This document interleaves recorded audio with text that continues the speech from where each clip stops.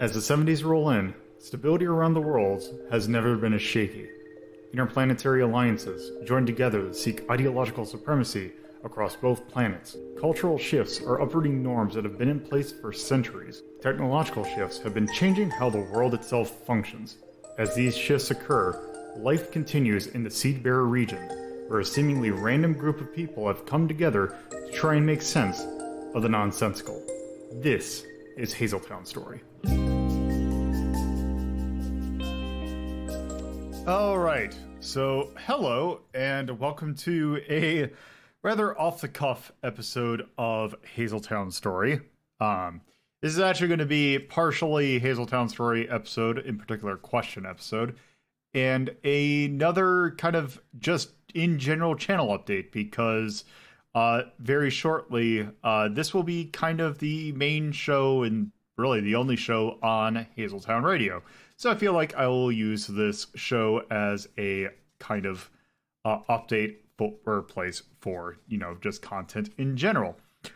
So let me get these updates real quick. It'll be rather short. I'm recording this actually about, I'd say an hour ago. We just finished recording the last episode of Media Delta. So I can give you a date in which Media Delta will be ending. It is right now, I'm recording this on the 16th of January. The first of the first part of the finale, which is the Battletoads pilot, will air or go live February 26th, and the finale, which it will be the Bubsy pilot, will air on February 9th. So starting February, I guess, 23rd, we will start to have blank spots in the schedule because I have not quite thought of something to fill in, and I don't want to rush anything. So we're going to keep the formula of doing kind of giving a break in between episodes of Hazeltown Story, just to make it so I'm not rushing and so that I am not super crunched for time in terms of recording content. Which, speaking of Hazeltown Story, just to give you a little update on what to expect going forward in terms of just the next few weeks. I was originally planning on having a lore episode, actually, the one where I bring in Torpo and Carnival, and we discuss the weird intricacies of the lore of Hazeltown Story. I was planning on having that done up this week. However, due to time constraints, and by that I mean the release of Shin Ultraman being a one-time thing, kind of threw off timing, which I don't blame. That's just stuff happens, which is why you're getting this question episode instead of that. But I do want to do another lore episode, so that will probably, I am planning on that being the episode that will release on, I'm guessing, February 2nd. I hopefully will have a lore episode up for you, because this will go up on the 19th, so that means the next Hazeltown Story episode will be on the 2nd of February. So after that, February 16th, then, if that's the case, will be a kind of a group discussion about how we want to handle some one-off scenarios. Because I'm not quite fully... I'm kind of trying to delay the next major arc for a little bit, because I might actually try and tie it in closer to a release of something else. But we'll see. I just don't have... I've been in the middle of doing a number of other things, so I've not had time to cook up another arc. So we're going to have some one-offs in the meantime. Then I can also discuss some other ideas that we'd have for other things. So that's kind of what to look for. So I got the ideas for the next 3 weeks at least. Don't know if that one-off will actually be a double part, but we'll see. The lore episode might also be a double part. But again, it depends upon how long of a discussion we have. So you're gonna get another lore episode, a roundtable about what to kind of look for in kind of like, scenarios, and then actually a quick one-off scenario, so we can actually have some tabletop and going on. We did make the game to actually play and not just discuss. So there is that for the podcast updates. Some other things I will tease, because since this is also going up on YouTube, this is where Retro Rank Rhapsody also gets uploaded. Just give you a little update on that. As I mentioned in the last update, Retro Rank Rhapsody will be ending shortly. It'll actually be... I have now a time frame for when the successor series to Retro Rank Rhapsody will be. So on my current schedule, now granted, this is due to change due to like if stuff in the relief gets updated, I might change this slightly, but it's the general time frame I am pretty set on now. Retro Rank Rhapsody will have its final episode around April 22nd, which I believe is a Saturday. I will probably make that that will probably be a marathon one, and we'll close out the show.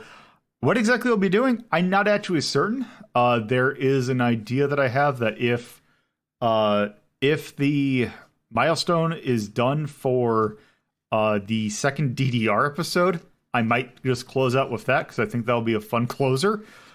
Just me dying due to playing higher difficulty DDR will be a quote-unquote fun way to end it. But yes, I'm planning roughly around April 22nd. That's going to be around episode 640. I was kind of thinking, I wonder if I can get it close to 666, but nah, that's going to be a little bit too far.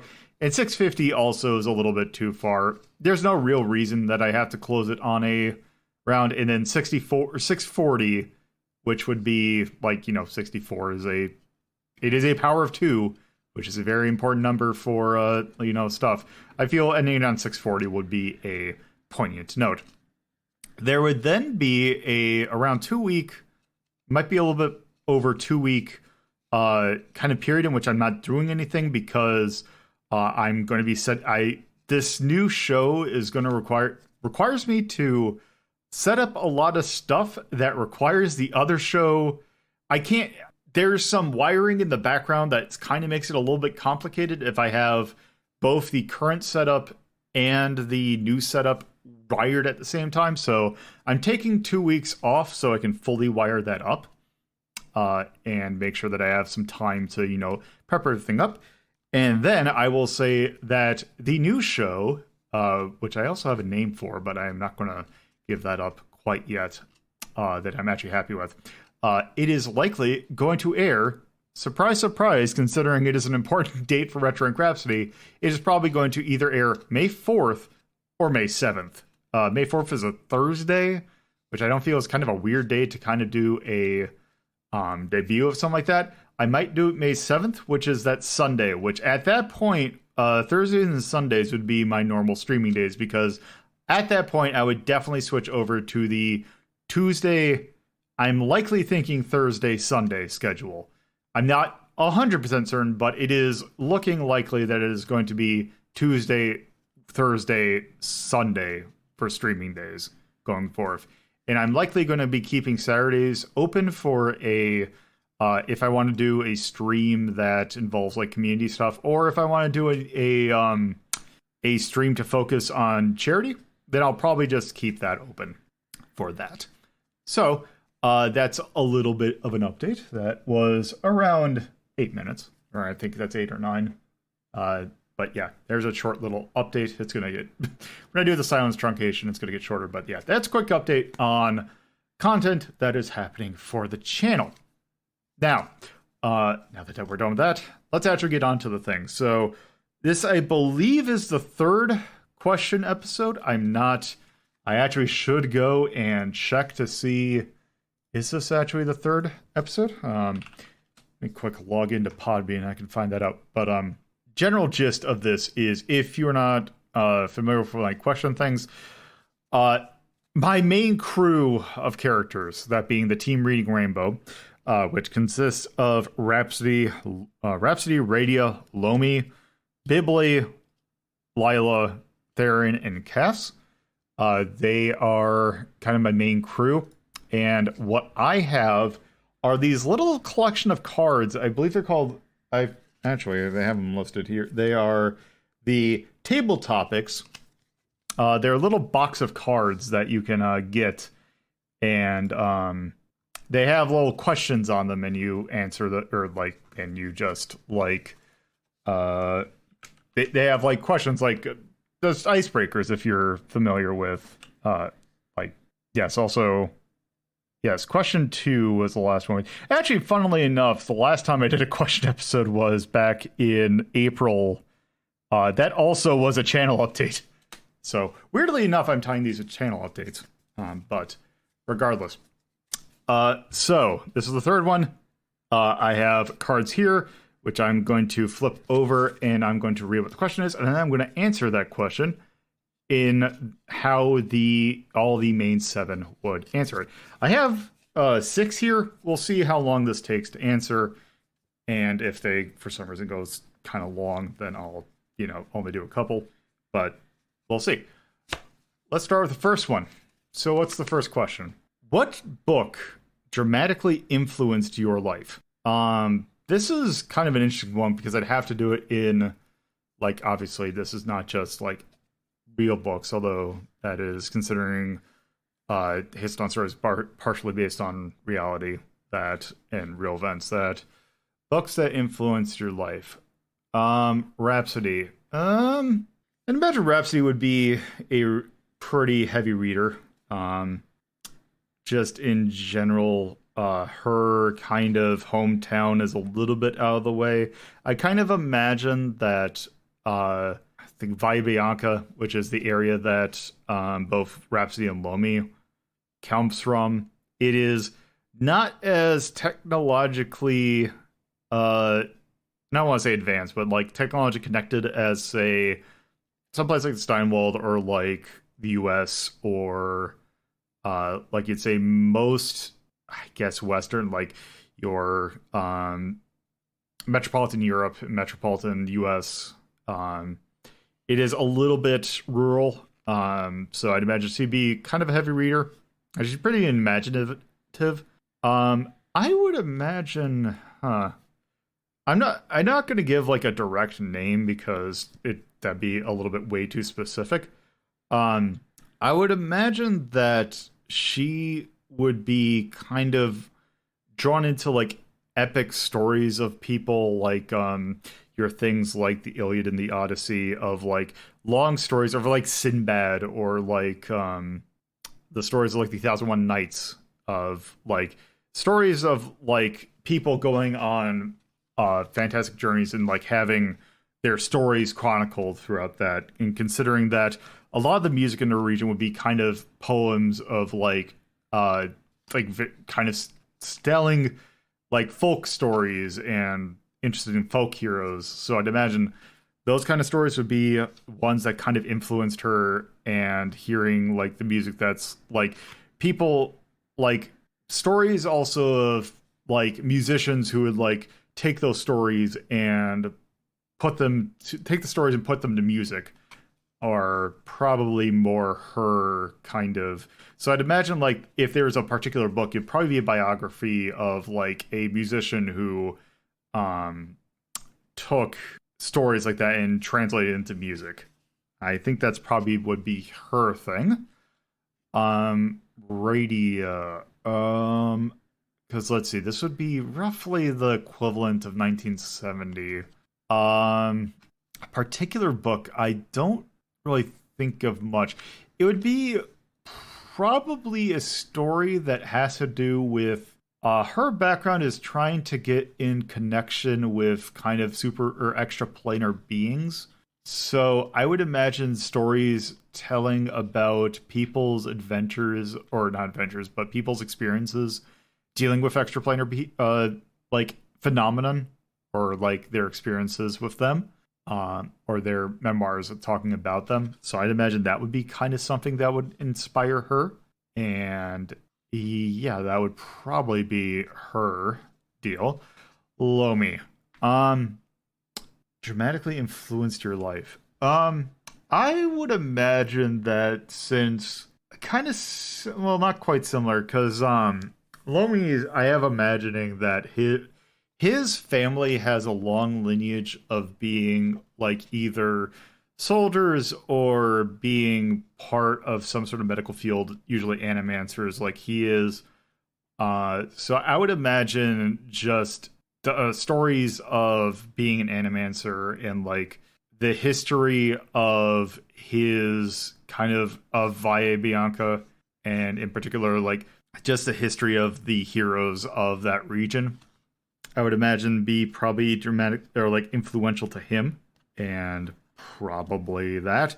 Uh, I'm actually going to Bibli next. I'm actually going to skip Bibli and Cass because their backgrounds, kind of their histories are a little bit foggy. So uh, it's a little bit harder to figure out what dramatically influenced their life if they kind of forgot what about that part of their life. So I'm going to skip them.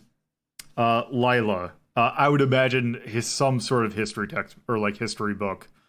In particular, like stories of her father was a member of a magic order, which she eventually became part of.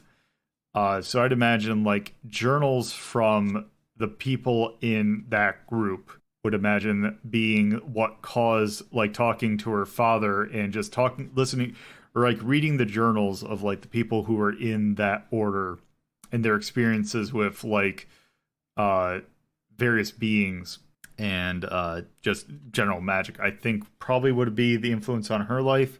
And Theron would be the he spent a lot of his time studying, like I'd say at least 20 years of his life in terms of doing research. So I would just imagine just at that point, once you've started to research that much into it, like just knowing how long his Dragon Society has been keeping records is probably what influenced him, and just the various law over the years would probably be what influenced him. And then Cass would, as I mentioned, we're going to skip over Cass.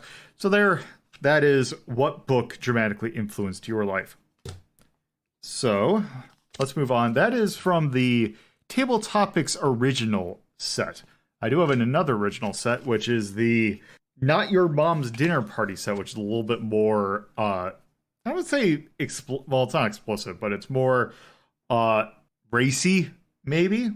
It's more like, oh, what did you do when you first got drunk, or stuff like that. So it is a little bit more casual, so to speak. And this card says, what is your guiltiest pleasure? Let's see, Rhapsody. Guilty pleasures. I would imagine that she... what would be her guilty pleasure? I feel like she is someone who is a little bit child at heart sometimes, although might be a little bit not quite show it. But I would imagine that she would have maybe a little bit of a sweet tooth. Maybe that's it, or the fact that she will occasionally, I don't know. I think maybe sweet tooth, maybe I think that's kind of what I can think of for her. Yeah, I just can't, like, maybe she would, like, I also imagine that because she is currently working as a music teacher to kind of, while she is working on kind of I don't want to say doctorate, but like a higher level education in terms of like her audiomancy kind of training. And that involves maybe working with some students or like children in like working as a teacher at the school. So I'd imagine maybe she'd also be a little bit interested in kind of cartoons and like animation, and has like a fascination with various different music styles. Like probably also be really into prog rock, especially around this time. Although I don't know if that's really a guilty pleasure, but yeah, she has some interesting tastes in media.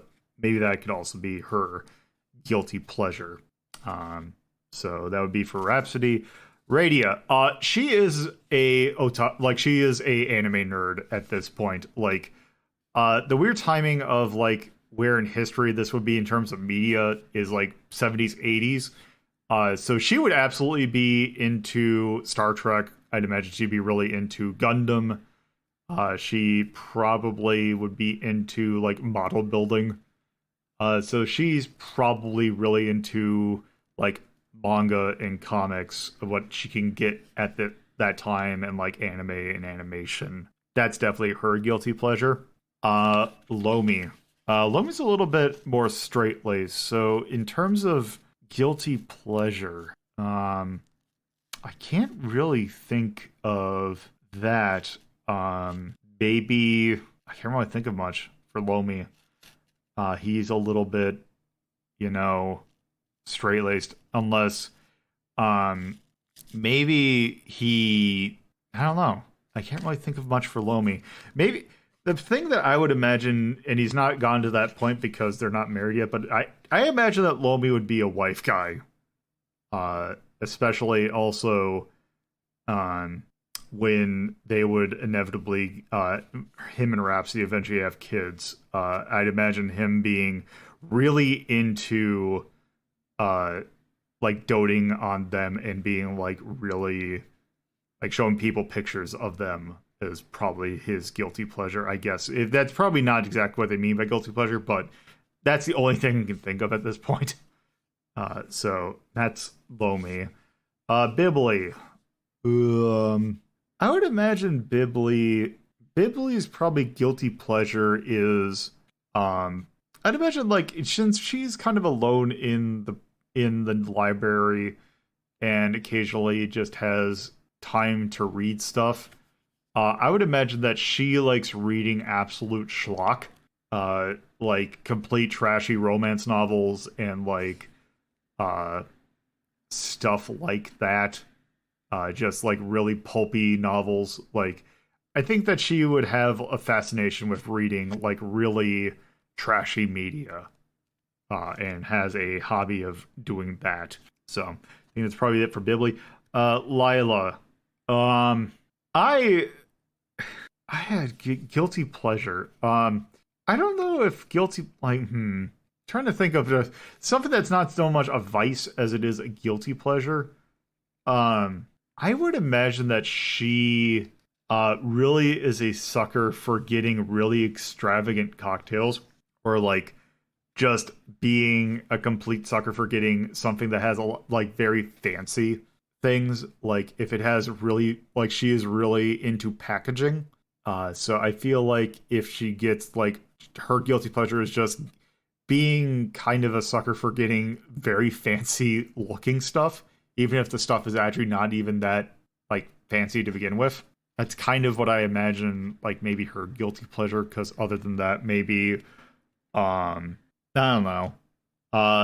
Maybe also like she also probably would be a sucker for, or like really into saccharine like love stories, or just really likes sentimental like for extremely sweet saccharine romance and stuff like that. I imagine that that's probably her weakness or guilty pleasure. Theron, writing romance novels, because that is his that is a side job that he has, is that he is a romance novel author, writing various forms of romantic novel of erotic and non-erotic sense. And that's kind of what I have him as a guilty pleasure, is that he really enjoys writing that stuff, because it's like a very fun comparison, or like compliment to, or like, I guess, I don't know if compliment's the right word, but the alter thing of like him being kind of straight-laced as well. That's kind of his. Cass. Cass doesn't know shame, so I don't know what he would have as a guilty pleasure, to be honest. He just kind of does whatever. So I don't really know if he has a guilty pleasure, because he just is like, hey, being into things is cool. So I don't know if he really has a guilty pleasure or not. But yeah, that's what I'll say for him in regards to guilty pleasures. So that was that card. Back to the original card set. Let's see. What makes a house a home? Let's see. Rhapsody. What makes a house a home? Really, honestly, being a for Rhapsody, I would imagine her thing to make it a home is it is a place where people can come and visit you where you are yourself, I guess. That is like it is a place where you can be comfortable and you can be comfortable with other people. Also, I don't know if that made a noise, but let me mute this for a sec. Yeah, that's what I kind of imagined that for Rhapsody would be. Basically, it's a place where you can be comfortable in your own skin and just allow people to come and see you be you. Radia. Radia, I would imagine, is a house. Being a home it is a place where you are at. It is a place where you are comfortable. Basically working on like it is a place where or a home is kind of a place where you can kind of like let yourself be loose. It like kind of similar to Rhapsody, but it's more of a it is a place where you are at your calmest and where you can think is kind of where I would imagine is a place what makes a house a home. Lomi is probably very similar to Rhapsody in that case, but it is very much a place where it's a place like Rhapsody. It is a place where if you want to it's just a place where you can come and gather as family and friends. Yeah, I kind of think that Lomi and Rhapsody kind of share a mentality on that kind of thing, because I feel like that's like being a very family oriented and like a communal kind of thing is kind of a big part of the culture from where they came from. So, or they're rather than that or phrasing like that they are from a communal culture. So that is probably it's not so much the house that makes a home, but it is the place that is where you all can like live and be yourself is what makes that a home. Bibli. Well, this is a little weird considering that she is in a book at that point, but I would imagine that her thing is that what makes a house a home is it is a place where you can feel safe, maybe. That could be considered where a home is that a place where you can, be vulnerable and like sleep and just, be at your most vulnerable, I guess would be what would make it a home. Let's see, Lila. I would imagine that for her thing of what makes something a home is basically, because I imagine she's traveled a lot, so I would imagine it is the place that the house being a home is like the place that, I guess that I'm trying to think because she's with her kind of living in many different spots is that it is a home is kind of like where you like when you want to rest that you can return to, like when you want to not necessarily sleep, but it's like when you are ready to like reset to a kind of a blank slate. If you were to find a place to go there, that is where it is home. So that's probably what Lila would say. Theron. What makes a house a home? For him, I would imagine that it is for him it is a place where you would put the most effort into it is the place where you are most invested in like improving, I guess. It is a place that if you want to go and make it better, that is a home for you. And for Cass, home, I guess, really is just a place where he can feel comfortable because he doesn't know where he comes from, so he doesn't know where home is for him. So imagine him as just kind of, hey, it's where I can go at the end of the day and be comfy. So that's kind of his take on what makes a house a home. So moving on to another card, which is the not your mom's dinner party. How do your siblings see life differently than you? So this one I kind of picked because it is a chance to actually talk about siblings on that, because I haven't really talked about them.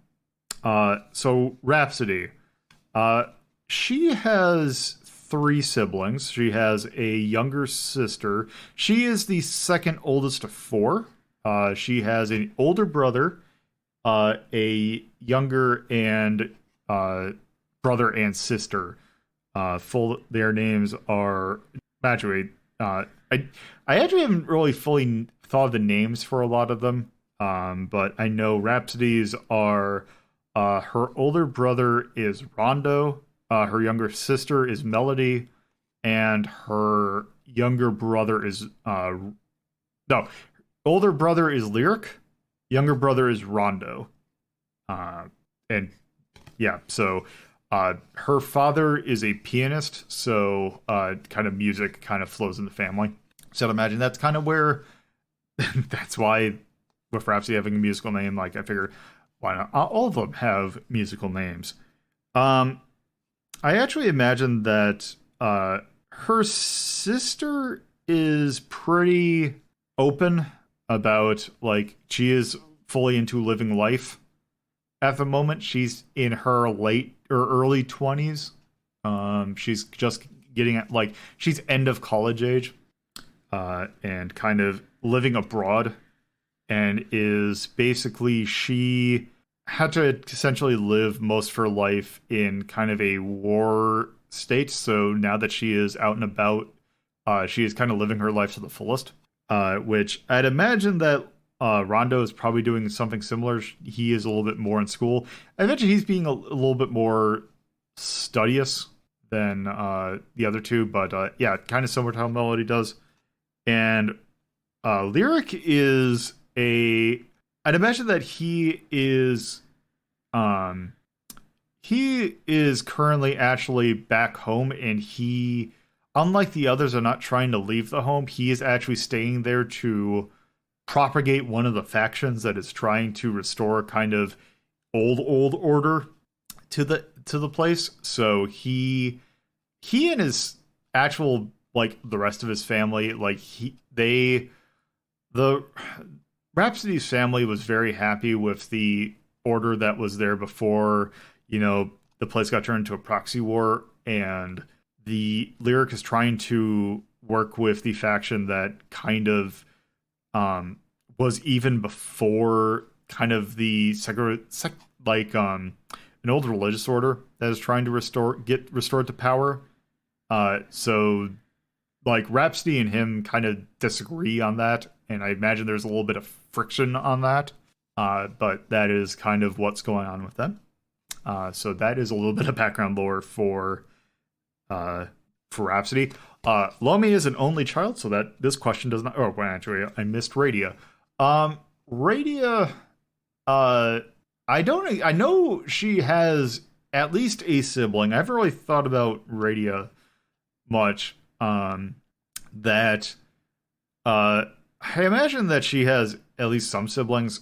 They are staying home in Nigeria, just to kind of help with the father's kind of computer shop, and basically they're fine staying there. Whereas Radia kind of, especially once she had her little transformation thing, wanted to see more of the world, so that's why she is living in Hazeltown. So there's that. Lomi is an only child, so this question doesn't matter to him. Bibli, I have no idea. She has no idea if she has siblings. So again, that is kind of a open thing. Lila, she at least has a brother. He is trying to stay home in Ireland, kind of working with her father. He is a little bit more straight-laced than her, and is more of a good boy, quote-unquote, whereas Lila is kind of Lila and very kind of in her ways, so he's a little bit more of a goody-two-shoes than her. So I'd imagine there's that. I don't know if she has more siblings. I might have.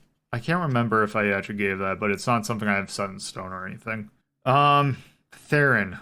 I haven't really thought about his family life. He also might be an only child, in that he kind of went to study mostly to kind of, get a good job or like to be or like to be higher up, I guess. So I can't really think of much for Theron. And Cass, again, barely knows his own background, much less any like other family members. So there's that, which I guess that answers that question. Moving on to our next question, which is back in the normal set. How do you define success? Let's see.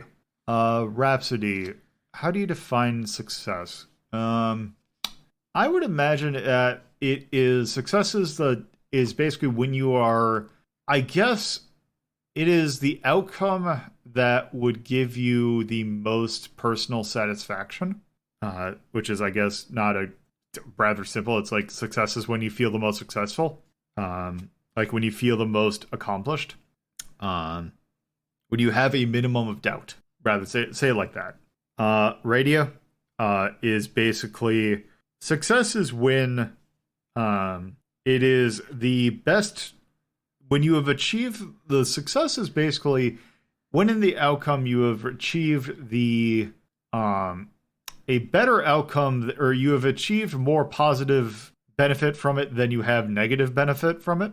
I guess that would be for Radio. Lomi, I guess again, it's probably broken record at this point, but very similar to Rhapsody. That success is when you have basically stopped what you have trying to, like, when you have stopped when you're trying to when the thing you're trying to fix is, or like either do, or like you did something for a reason to stop, or like to either make something go away or to reduce something, and you've done that with the fewest amount of, again, negative externalities. I guess Bibli, I guess when the reason you did something is and the thing stopped being a problem, I guess that's probably her thing of success, like something very simple. Lila, probably similar to Bibli, but it's like where you want to do something and the thing, and when you, like, if you have a task and you want it to be done with, and when it is no longer a problem to you, I guess would be Lila's kind of stance on it. Theron is when you have done as much as you can to solve the problem, and you have kind of exhausted all options. That I think is what he would think success is. In Cass, again, probably something more simple, but it's like when the thing stops being a problem, that is when you have actually hit success. So there's that. And what is actually this last one? Because my throat's getting a little sore from talking. Okay, sure. This will be a fun one to end with. This is the Not Your Mom's Dinner Party. Have you witnessed a crime? So Rhapsody and Lomi I'm going to wrap into one because their background means that basically they have seen crimes definitely of the war nature. Because their homeland was kind of like, especially when Lomi and Rhapsody were kind of living in the same area, and that part was getting really bad factional warfare or factional skirmishes going on. Rhapsody was a member of a group that was trying to that basically she was part of a courier group that was trying to deliver aid to various sections of, like, going from one area to another, basically almost not quite like an underground like movement, or like an underground like trying to shuttle things along, but she definitely saw some like people getting harassed and like various, let's say, war crime things of maybe some factions doing some nefarious things, of which she, as at some point, gotten involved with and had to actually use force at some point to prevent some crimes. So that is, Rhapsody definitely has seen it. Lomi was actually part of the city guard and would actually, has been involved in gunfights and such. So yeah, he has definitely been witness to a crime. Radia, she's pretty, in a pretty safe area for the most of her life. So I think at most she might have, since she'd worked in her father's store somewhere, she might have saw some shoplifting. But nothing major, nothing, a misdemeanor at most, nothing major. She was a pretty good girl, and has not really witnessed a whole lot. Bibli, maybe some library, maybe some taking a book out of a library.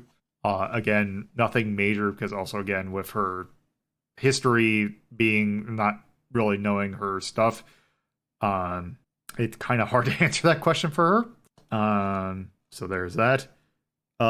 Lila, I'd imagine yes, and the one that I can think of is that she intentionally instigates I'd imagine one of her, actually, in going back to the guilty pleasure thing, actually I have an idea that I have for Lila is that when she was in her late teens back in Ireland, that she would be one that would instigate she would not be part of the hooligan groups, but she would absolutely encourage it and kind of instigate them to do stuff.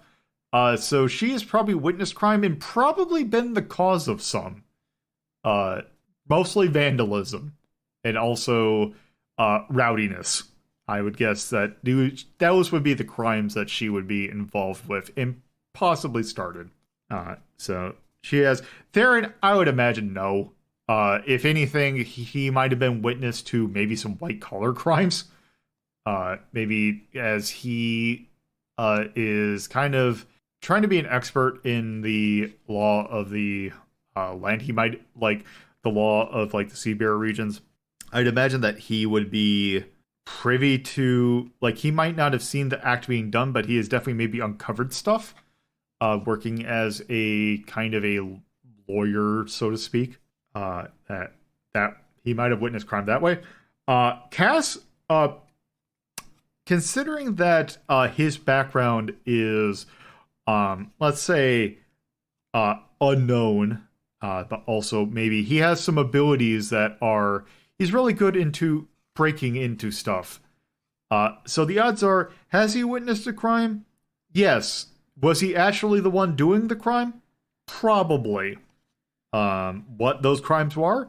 Who knows what those crimes are. But I would say, yes, he has witnessed a crime. He probably has also committed a number of them. So he's probably witnessed himself doing crime. So that's that for that question. And I think six questions, which I've had enough, very night enough that I don't want to bother the math on that, but that's a lot of questions answered. So I think that is a good spot to end that on. And so, with that, thank you all for listening. Thank you for listening to Hazeltown Story. If you would like to get updates on this show and many other shows hosted by me, LoloDePuzlo, you can follow at Hazeltown Story on Twitter, and if you would like to get to know me, or from a personal standpoint, you can follow my personal Twitter, at LoloDePuzlo. If you would like to watch this be recorded live, you can go to twitch.tv/LoloDePuzlo and follow the channel for notifications of when this show, as well as other shows like Retro Rank Rhapsody, are being recorded.